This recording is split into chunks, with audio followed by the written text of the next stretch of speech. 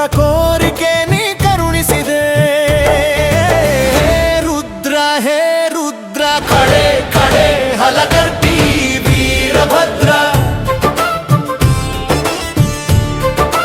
ನಿನ್ನ ನಂಬಿದ ಜನರ ಎಂದಿಗೂ ನೀ ಕೈ ಹಿಡಿದೆ. ಬಂದ ಭಕ್ತರಿಗೆ ದಿವ್ಯ ದರ್ಶನವ ನೀ ನೀಡಿದೆ.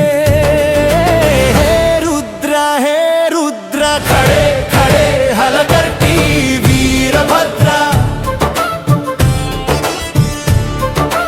ಅಸುರರ ಶಿರ ನೀ ಸಂಹರಿಸಿದೆ.